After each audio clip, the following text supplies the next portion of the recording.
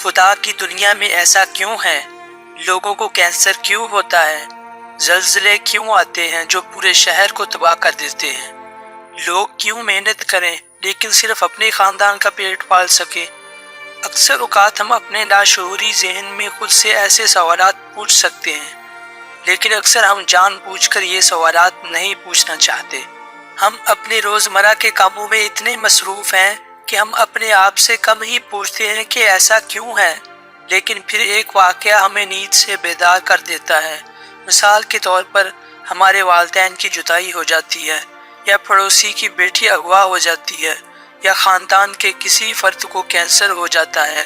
یہ واقعات ہمیں تھوڑے عرصے کے لیے بے چین کر دیتے ہیں، لیکن تھوڑی دیر کے بعد ہم اپنی اصلی حالت میں واپس آنے کو ترجیح دیتے ہیں، بہت سے مسائل سے انکار کرتے ہیں۔ انکار کی یہ حالت اس وقت تک جاری رہتی ہے جب تک ہمیں کسی اور آفت یا غیر متناسب صورتحال کا سامنا نہ کرنا پڑے۔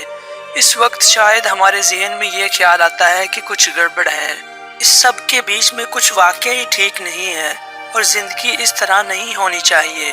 تو برے کام کیوں ہوتے ہیں؟ یہ دنیا بہتر کیوں نہیں ہے؟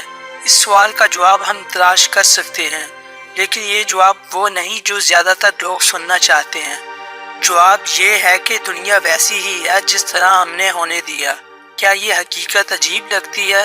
کیا یا کون اس دنیا کو بدل سکتا ہے؟ کون اس بات کی ضمانت دے سکتا ہے کہ یہ دنیا ہر وقت ہر کسی کے لیے درد اور تکلیف سے پاک ہے؟ خدا ایسا کرنے پر قادر ہے، لیکن وہ ایسا نہیں کرتا، اور اس کے نتیجے میں ہم خدا سے ناراض ہوتے ہیں۔ لیکن خدا اپنے مقام سے ذرا بھی نہیں ہٹتا۔ خدا بہت سی چیزوں کو نہیں بدلتا، کیونکہ وہ یہ صورتحال دراصل وہی ہے جو ہم نے مانگی ہے۔ در حقیقت ہم ایسا برتاؤ کرتے ہیں جو خدا کی ناراضگی کا سبب بنتا ہے، جیسے خدا غائب ہے اور موجود نہیں ہے، اور اس کا وجود بھی ضروری نہیں ہے۔ کیا آپ کو آدم اور حوا کی کہانی یاد ہے؟ انہوں نے حرام شدہ پھل کھایا۔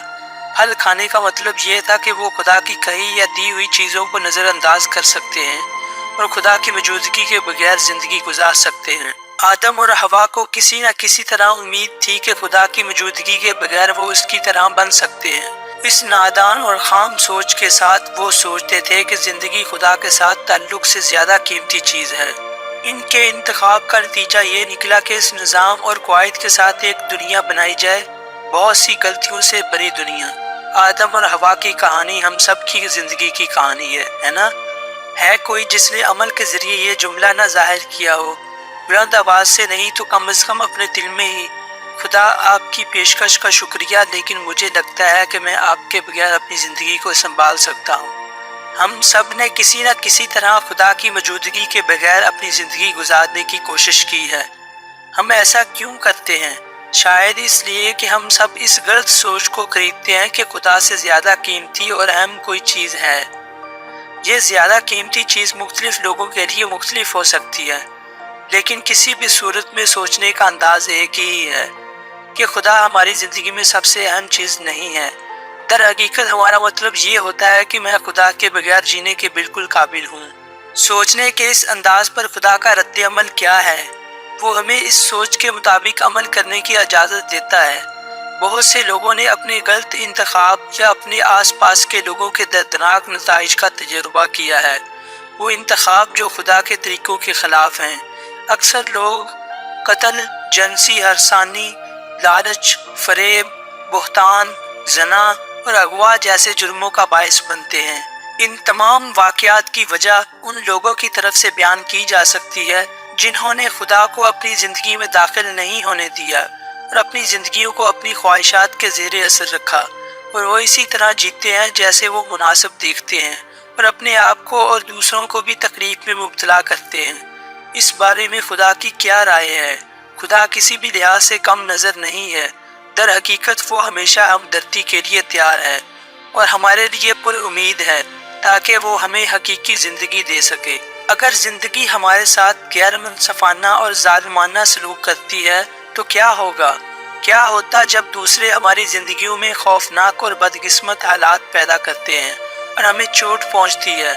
جب ہم محسوس کرتے ہیں کہ ہم شکار ہوئے ہیں تو یہ بہت مفید اور فائدہ مند ہے اگر ہم اس نقطے کو یاد رکھیں کہ خدا کے انبیاء نے اپنے ساتھ دوسروں کی خوفناک سلوک کو کس طرح صبر سے برداشت کیا۔ بہت سی وجوہات ایسی ہیں جو ہمارے اندر خوف اور پریشانی کا باعث بنتی ہیں، لیکن خدا ہمیں سکون دینے پر قادر ہے۔ وہ سکون جو خدا نے ہمیں دیا ہے وہ ان تمام مسائل سے بڑا ہے جن کا ہم سامنا کر سکتے ہیں۔ بہرحال خدا ہمارا خالق ہے جو ازل سے موجود ہے، اور وہی ہے جس نے ساری کائنات کو صرف ایک اشارے سے اس کی ساری عظمت کے ساتھ پیدا کیا۔ اگرچہ خدا قادر مطلق ہے، وہ واحد ہے جو ہمیں کسی اور سے بہتر جانتا ہے۔ خدا ہمارے بارے میں سب سے چھوٹی اور انتہائی معمولی تفصیلات بھی جانتا ہے۔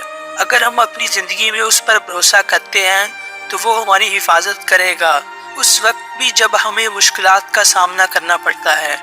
آپ خدا سے دعا کے ذریعے رابطہ کر سکتے ہیں، اپنی زندگی اس کے دیے ہوئے اصولوں کے مطابق گزار سکتے ہیں۔